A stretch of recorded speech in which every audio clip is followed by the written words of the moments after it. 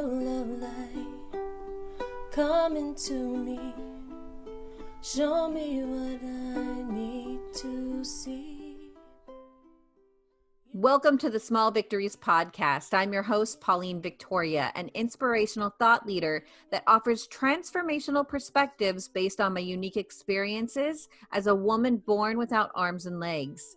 I feel like my life has been full of small victories that has led me to discover the greatness within. I believe that there is no summit upon which we reach our greatness. I believe it is a culmination of small victories achieved moment by moment when we turn toward the inward battle where we get to choose despair or hope, misery or miracles, defeat or victory. My goal is to awaken your potential, your purpose, and your power so that you can discover the greatness that lives within you. Think of this podcast as your weekly portion of tools, stories, and teachings that help you reflect on the small victories in your life. Thanks for tuning in, and let's begin. Welcome to another episode of the Small Victories Podcast. I'm your host, Pauline Victoria. Today's episode is incredibly special to me, not only because this man has impacted millions of lives around the world, but because he has personally shaped mine. My guest today is my friend and mentor, Les Brown, one of the most influential voices in personal development, motivation, and human potential of our time. Les is living proof that your beginnings do not determine your destiny, and that small victories, when honored and repeated, can completely transform the trajectory of your life. In this conversation, we're talking about belief, resilience, purpose, and what it really takes to rise, especially when life knocks you down. So if you've been feeling stuck, tired, or quietly wondering if you still have what it takes, this episode is for you. Les, thanks for coming on the show. Thank you very much for having me. You are my mentor and inspiration. You over there operating everything, and I call you and say, I had to come to my daughter's house because my technical person didn't show up, and you operating everything yourself. You know I've got to learn this now. So you are my motivation. Thank you. And I am gonna toot my own horn. That's for with no arms, everyone. So, Yeah. oh my gosh, Yeah. Les, how have you been doing? I am cancer free, I'm debt free, and I'm drama free. So let that speak for itself. Yes, yes. A lot of people, and we've shared this with a lot of people how we've met, but for particularly my audience, I'd love to share how we met because listen up, ladies and gentlemen, this is why I do what I do. Because Les Brown saw me in some hotel at an event that he was speaking at, and he said something that I think deep down I knew, but was afraid of. But because Les Brown calls and he calls it out, you have nothing else to say except yes. Yes, sir. I'll be there when and where. And so let's just give our audience a little bit of background of how we met. Do you remember? How do I remember? Listen, I'm February 17th, I'll be 81, but I still have a very good memory, okay? And look good too. Oh, thank you. I was thinking that just you and I meeting, it was a God moment because here I am in a lobby of a hotel. You're riding on top of this device that moves you around, no arms, no legs. And you had a telephone that you were leaning over on your shoulder talking on.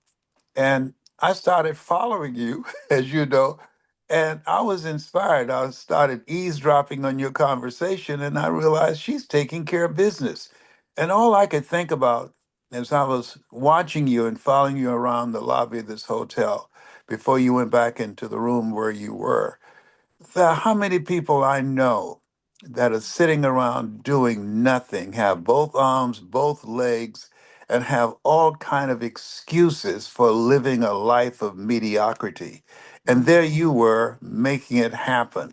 And and I knew I was in the presence of greatness. And that's why I followed you and interrupted your conversation. You said, I'm on the telephone. I said, I want to talk to you. I'm on the telephone. I said, I know. And okay, and I want you to hang up. Ah. And we started that conversation. But I tell you, one of the most fascinating things in addition to that was Mm, when you were in the training and I asked everybody to write out 10 things, 10 problems that they're facing in their lives. And we have the roundtables, as you know, and people started working that process that I was directing them on. But I looked at your table, they were very quiet and they weren't engaged in the process. So I came over and I was curious. I said, did y'all understand what the directions were on this process? And they said, yes. Well, why aren't you doing it? Well, we wrote down 10 things that we saw as challenges in our lives. And we looked at Pauline, and Pauline, who had to write with a pencil in her mouth, didn't have anything on her paper. And we asked her, why haven't you written anything down? She said, well, I ain't got no problems. She said, and they tore their papers up. I said, oh my God. And I believe you were born and preserved for such a time as this because your life is an example that what happens to you is not as important as what happens in you. mm, You've decided that you're going to live a life of service to help people, to motivate people, to inspire people. I was thinking about the Jewish author Leo Tolstoy. He said, as I face inevitable death, what in the meaning and purpose of my life that will not be undone or destroyed when I'm gone? And of course, I'm reflecting on that February the 17th, I'll be 81. And what you have inspired me to do, my goal is to finish strong. I know that I have not done my best work yet. And I'm sure the people who you are inspiring, the events that you have, the people that you communicate, we all have a tribe that's waiting to hear our voice. I truly believe that. And that in this place where we are is a defining moment. And there are people who you have inspired and people who have yet heard your voice and had a chance to witness your example, that the people that you have transformed, that work will not be undone or destroyed when you go or when I go. They're going to take it into a future that we don't get to see. mm, And I believe that that's why we're here. Einstein was asked the question, what is the purpose of mankind? And he said, the purpose of mankind is to be of service to mankind. And you live a servant driven life. You're unstoppable and relentless and a perpetual optimist. And I love and admire you, and I bow to you. mm. Thank you.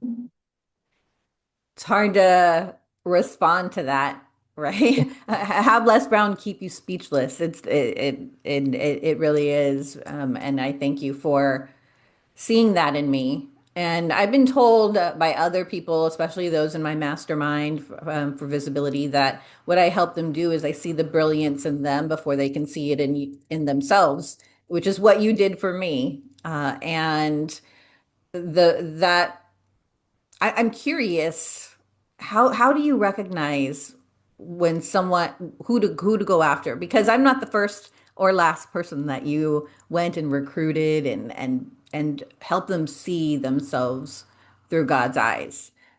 Well, So what do yes, you look for? I'm glad you asked that question. I talked to a gentleman the other day, and this man is a multimillionaire, and he has several fast food facilities. And he told me that he was interested in my coaching, and I took the time to explain to him what I do. He said he's going to talk to his wife, and he didn't call me the next day or the second day, and I wrote him off. And I do not want to coach him. If he calls me now, I'm not interested because he's not a part of my assignment. And the Mm, reason is, here I am. You met me for the first time. I told you you should be speaking and I'll train you.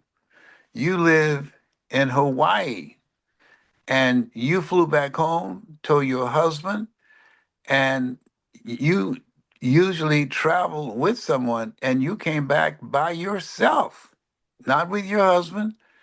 I don't know what other relatives that you would have travel with you, but you came by yourself at the word of a stranger that you'd not seen before in person, in pursuit of creating a new chapter in your life. Mm. That said to me that you are committed, that you see what I saw. There's a place in scripture that says Jesus came to a town, and this lady who was physically afflicted, she said, Lord, have mercy. And the next scripture read, He saw her. I saw you. I've been doing this for 53 years. And there's a scripture that says, the road to life is straight and narrow, and few there be that find it. And I know the few. God has blessed me to see the few that would find it. You've met some of them. You've met Dwight Pleasure and Andy Enriquez and various other speakers that I've trained, Willie Jolly, and many of that are out there. And I see it. And at this stage of my life, I'm honoring something that Dr. Miles Monroe, who was my most famous student, he said, Les Brown, there's no success without successors. And so Mm. I'm in Atlanta, 45 minutes from the city where my birth mother was born. And I met two brothers that I didn't know I had, and other relatives, cousins. And I'm finding things out at 80 that I didn't know. I'm 45 minutes from this city where my birth mother was born, and my twin brother and I were conceived in Gainesville, Georgia. Our mother, who was married at the time, and her husband was away in World War II, she came down to Miami, Florida, and gave birth to us and put us in foster care. Who would have thought when she made that decision to give us to Mamie Brown? I always say that God took me out of my biological mother's womb and placed me in the heart of my adopted mother. That one of those boys, Wesley, spent 24 years in the Army serving our country, a combat soldier, and he's doing extremely well now. And then the other one becoming a motivational speaker. My birth mother was a motivational speaker, and her mother was a motivational speaker. And that's my grandmother, Beulah Rucker. She spoke with Mary McLeod Bethune and Eleanor Roosevelt. I didn't know these things about myself. But listen to this. This is crazy. The first time I spoke outside of Florida, I spoke in Atlanta at Hillside Spiritual Center. And after I spoke, a lady came to the table after people finished getting their autographs on my book, Live Your Dreams. And she said, Sir, and I said, Yes, ma'am, hold your hand out.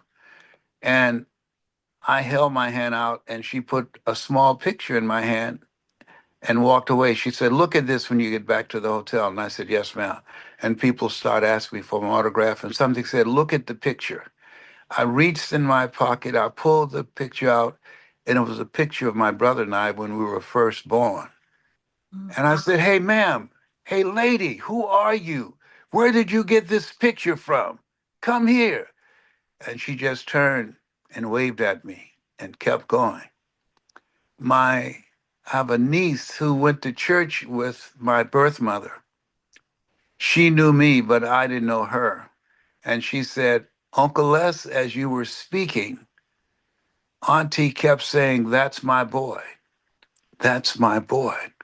I thought she was agreeing with you, but now I know she was saying, That's my boy. And I wish that she would have come and hugged me and say, I see that you did all right, and how's your brother doing? But she didn't, but that's called life. But I always wondered, did she ever wondered what happened to me and Wesley? Yeah. And that we were all right, and that we didn't end up in prison, that we're living a productive life and serving people like she was. She was a community activist. I was a community activist in Columbus, Ohio, and a state legislator, and very controversial. And my mother was the same thing in Gainesville, Georgia. And so it's it's it's interesting how life plays out. And now at this stage of my life, reflecting on how do I want to finish my life. And I think the calling is, when you ask me about this broadcast, I want us to do more things together. My goal is to finish strong with the people that can hear my voice. You heard my voice. And I'm going to pour into you. I put my name and my reputation on you. You're a person that's committed. This is a calling you have that can helps it. As much as you have chosen this path, you were chosen for this, the greater work. And I put my name and reputation on you, and I'm going to pour into you until I leave here. I know you are the real thing, baby. Come on, somebody. Well, oh, behave. Or don't. It's okay not to behave. Yeah. Thank you so much, Les. It means a lot to me, because I think so many people, when they start saying yes to their purpose or their calling, it doesn't feel like, is am I on the right track? Is life responding? Is it positively to me? Is it saying yes back? And sometimes we need those friends and mentors to remind us, yes, you're doing it. You It's not know, not. yeah, Mhm. and pardon me for interrupting you. There's a lady that was on radio in Detroit. I built my business in Detroit in the Penobscot building. Her name was Martha Jean the Queen. And she had a message that she was famous for. People can Google it. And the title of it is, Do You Really Want to Win? And Mhm. that's a key question, because the winning requires sacrifice. It requires dying to who you are now to give birth to who you are to become. And every challenge, every setback, every failure, every door that's closed in your face is opening up new possibilities for you to discover things about yourself that you could never discover in your comfort zone, where dreams and potential and leadership and genius goes to die. Do Yes. you really want to win? And you want to win. You've decided, no, I ain't going to use no excuse for me not living a productive, impactful life, to live a life that will outlive me. You're building a legacy. Thank you. I was doing this challenge recently called Find Your Story. And every day they asked a question. You had to go on video and respond to the question. And one of the questions was, why are you doing this and who for? And I said, if I were doing it for any other human being, I wouldn't do it. But God is calling me. And I always say that sometimes you have an idea, and other times the idea has you. And so if you have been struggling with an idea and trying to get rid of it, like, trust me, it's not going to go away. So, what if you said yes? What if you stepped over the line of the comfort zone? I'd like to ask you, Les, since I have you here, what was that one moment where you took a conscious step over that comfort zone boundary? I was at an event. Bob Proctor, who's made his transition, was a very good friend, and we shared the stage together. But before I knew Bob Proctor, there was a guy that spoke at his event, and at this time it'd been 14 years. You had more courage than me. You just had a conversation with me, but it took me 14 years to say, I'm going to give permission to this Les Brown to come Mhm. out, because I didn't think, because I don't have a college education and because I had no corporate experience, I didn't think I could develop the credibility and the skill set to be able to make a difference in people's lives. Who am I? I'm not a millionaire. I'm not an athlete or a celebrity. And this guy said, there's somebody in this audience that should be up on this stage. I'm standing in your dream. You should be up here, but you're not, because you've convinced yourself you're not enough. And I'm sitting in the back behind the guy and I'm saying to myself, this speech is for me. But how did he know I was thinking that? And then he went on to talk and he stopped again. He looked around the audience. He said, I don't know who you are, ma'am or young man, but listen to me. This dropped in my spirit and I'm through with it. The reason I'm standing up here and you're sitting out there in your fears, I represent the thoughts you have rejected for yourself. I said, oh my God, that was a gut punch. Let me tell you, Yeah. I got up and ran outside to a telephone booth where Superman used to change his clothes. And you could make a phone call for a dime. The millenniums, they don't know about this. And I called my mentor, Mike Williams. I said, Mike, he said, yes. I said, I'm not rejecting myself anymore. He said, Brownie, calm down. I said, no, I'm not rejecting myself anymore. My mother has breast cancer. I resigned from the Ohio legislature. I told her I'd take care of her. I'm in a battle with my brothers and sisters. I told them that she's not going to a nursing home and I'm going to take care of her. I got a story. I can make a difference in people's lives. I can make money with my story. I just need your coaching. Will you help me? Mm. And he said, yes, Les, I will help you. And I want to say to everybody that's out there, you're very fortunate to have Pauline in your ear because it's very important for us to have someone who believe in us until we believe in ourselves.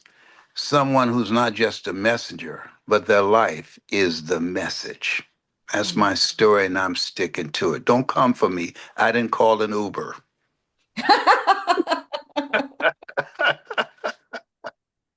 I love to make you laugh. You do it often, so thank I you for that. know. I love laughing. Yes. What is the message of your life that you're living? I I want, and I told my children, I want them to say, my father, he aspired to inspire until he expired. And I told them, don't let them embalm me for 3 days and slip in the funeral home and put a microphone in my hand. And if I don't grab that microphone and say, you got to be hungry, call your brothers and sisters and say, Daddy's gone. He's dead. How you doing? I put a microphone in his hand and he didn't say nothing. His lips didn't move. With AI, you could live forever, actually. Your You know message. what? I'm Yeah. working with that today. I just did some stuff today.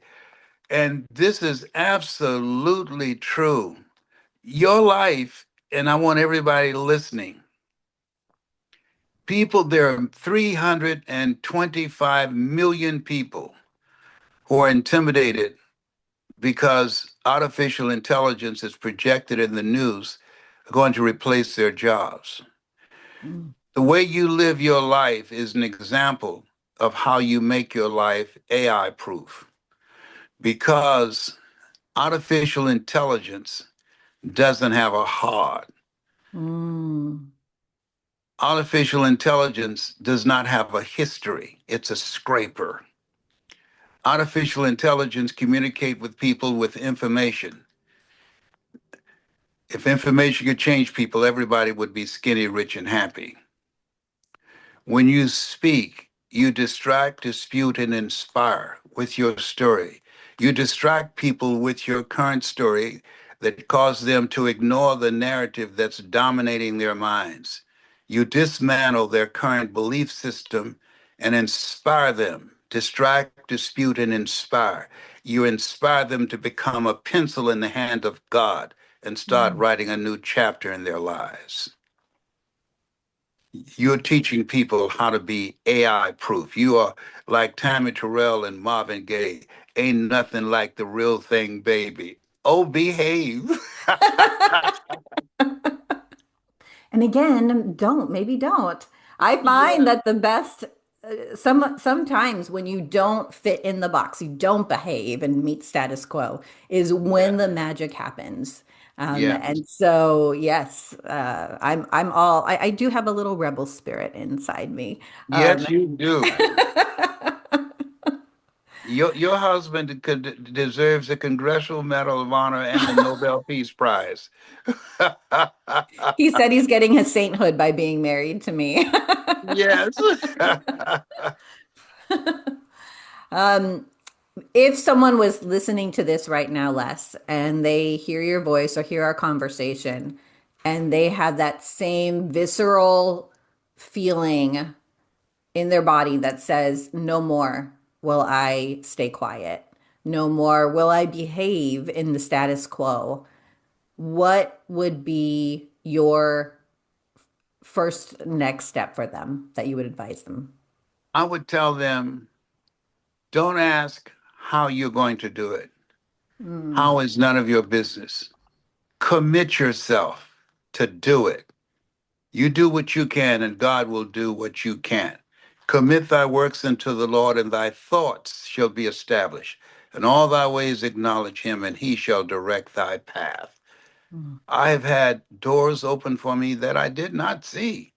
I've done things that have literally amazed me. People can go online and put in Les Brown speaking in the Georgia Dome. It's not over until you win. And there I'm speaking to 80,000 people. I didn't know I mm, could do that. 80,000 people. I was nervous, but I did it. And what the challenge that most people have is they ask, how can I do this? And they get stuck in how. And there's a reason we're taught to walk by faith and not by sight. That's what you did. There's a mm, reason we've been taught to call forth those things that be not as though they were. You made a decision to rob the cemetery of your voice and your story and your life of contribution, your leadership in the world of self development, where people now have to rethink their lives, have to recalculate what am I going to do now, have to elevate their skill set, have to have mental resiliency and start a new chapter in their lives. You're an example of that. And that's available to all of us. Choose ye this day whom ye shall serve. I love talking to you because you bring the best out of me, honey. Yes, you do. Yes, you do. You bring it out. Yes, that's what I hope to do is to bring out the best in each person that I meet, or get the honor of being able to speak to from a stage or in an intimate conversation like this one. So, thank you for being a example of how to do that, of seeing the best in people and then helping them see the best in themselves. So, Yeah. yeah, I honor I you. knew when I saw you, I was in the presence of greatness. That's why I was following you around. I said, I got to beat her. I don't know who she is, but I'm gonna find out today. You know, it's so funny because I saw you from my peripheral, and I'm used to people kind of staring and like lurking a little bit, and so I didn't know who you were yet, and I was like, who is this guy lurking after me? And you know, it's I never put it on the other person. I never make them feel bad because I know an anomaly. I'm people are curious. And I'm glad I didn't I wasn't rude to you at that point No, because you were not. And you I didn't know. care. I didn't care. I wasn't going nowhere. I was going to meet you. I wanted to know, who are you? Thank you. I'd like to ask you, who are you? Who is Les Brown? Hmm. I I'm a person who lived my life from a place of oughtness. And what I mean by that, I've been driven with a purpose of wanting to take care of my mother for adopting us, that I ought to do something with my life like she did at 46 and said, I will take these twins. And she never had any children before. third grade education, worked in a cafeteria. I said, I want to be like mama. A reporter asked her, how did you know? And she adopted five other children after that, that you can raise seven children as a single mother. You never had any kids. And I heard my mother say, I just felt the Lord will make a way somehow. And I believe that those of you that are listening, your life is a story. You've gone through some stuff, you've experienced some stuff. We're living in a time where the suicide rate among young people has increased 15%, where young people have allowed themselves to become hopeless and following the directions of ChatGPT, and they Mhm. committed suicide.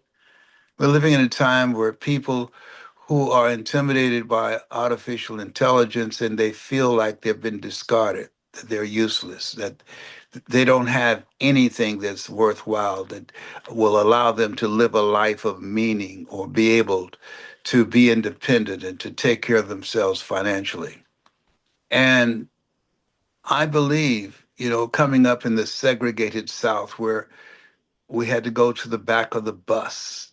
I remember my mother, we were downtown and my mama left my six brothers and sisters with the neighbors. They would not watch me. They said, Mamie, we'll watch your six children here. And she said, what about Leslie? No, you're going to have to take him with you when you go downtown. We believe he's a little touched in the head. Rebel. And yes, and I never told you this story. Mm-mm. We're downtown Miami. It's about 95 degrees. I was thirsty. It's about 5 years old. And I saw some kids, these white kids, drinking from a water fountain. And I ran and got up on the box and started drinking from this water fountain. And I heard my mother scream, Leslie, get down from there. And she grabbed me the back of my neck and threw me on the ground with a crazed look in her eyes and started punching me like a man. I said, Mama, it's me, it's me. I thought she had lost her mind, that she had snapped. And at that moment, a white policeman came over and his face was red with anger and he had a nightstick in his hand. And he said, okay, okay, you beat that little nigger boy enough. That'll teach him a lesson never to do that again. And he walked away and he started laughing. On that day, I knew I was living in two different worlds. There were things that white kids can do that I could not do. Like, I did not read the sign. The sign said, for white people only. And my mother started crying. She said, Leslie, I'm sorry I beat you like that. But I saw that white policeman coming with his nightstick in his hand. His face was red with anger. And had he hit you with that nightstick, he would have had to kill me. And I, I hit you like I did to keep him from doing that, to distract him. I'm so sorry. And I had knots on my head. And during that time, if you get a knot or you hurt, you say, "Mama, I hurt right here." She said, "Okay, let me kiss it and make it well." I said, "Well, I got a knot over here." I said, "Kiss right there." I said, "I got a knot of it over here." I said, "It's okay, Mama." And we both cried. But I knew on that day, it was a defining day, that I was going to get my mother out of this environment, that we would get on the bus and there was a yellow line and she said, keep walking. Mama, there's seats up here. Leslie, keep walking. And we had sit in the back of the bus. So the dominant culture was set up to destroy our sense of self, to make us feel inferior and unworthy.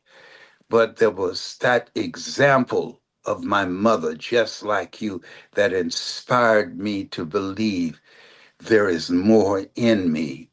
I'm meant for more. I deserve more. And I want to ignite that in other people, just like you are doing, creating in people a hunger to express the next greatest version of themselves.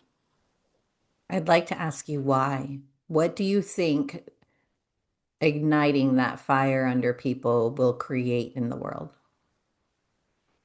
I think it will make a better world.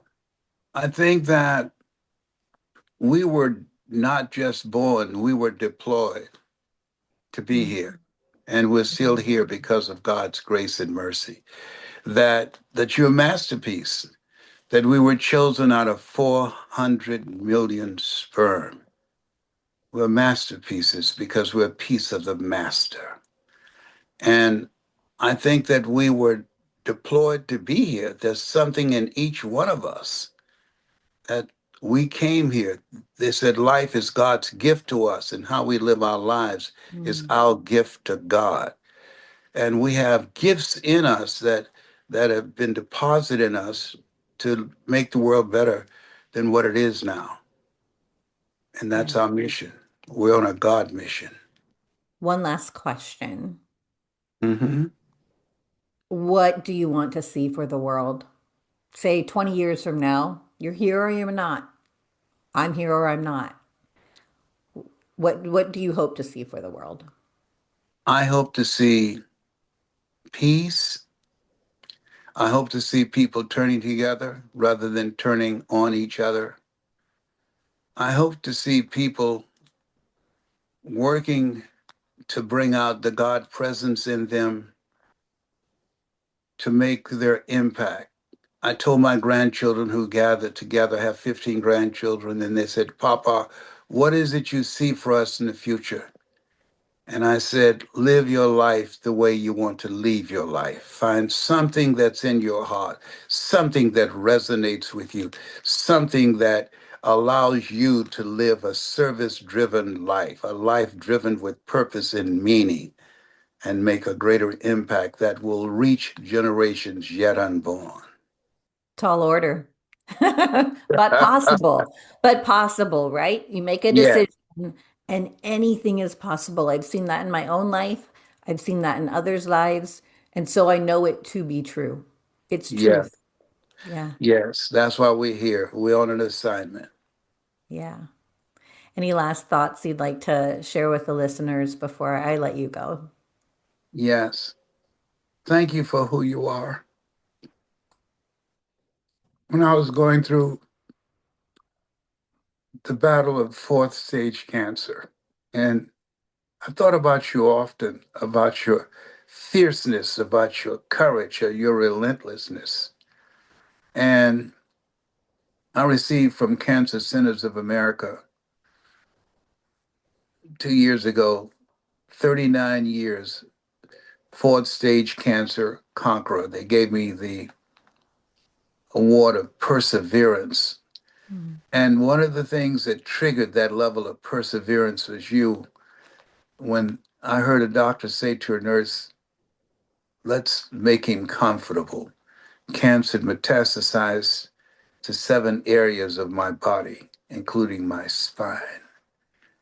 And I said to myself, I don't want to be comfortable. I want to fight. I believe that life is a fight for territory. And once you stop fighting for what you want, what you don't want will automatically take over. I said, no, I'm going to fight. And I'm still here after 39 years, kicking.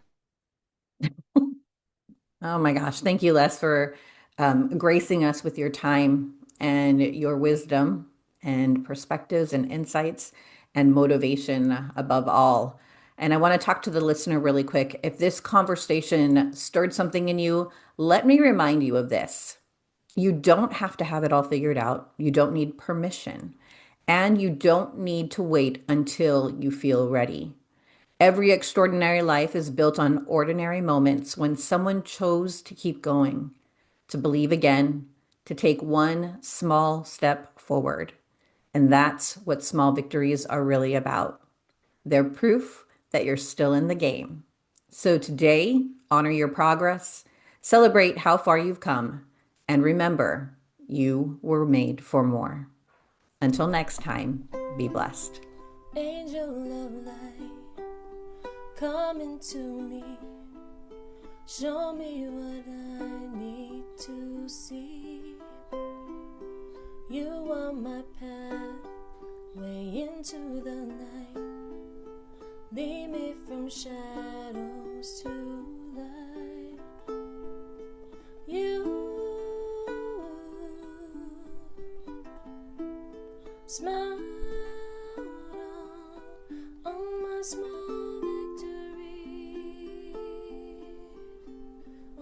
small victories. All of my life, I always knew you were the one I relied on. When every dream failed and the worries prevailed, in your hands my spirits rose up.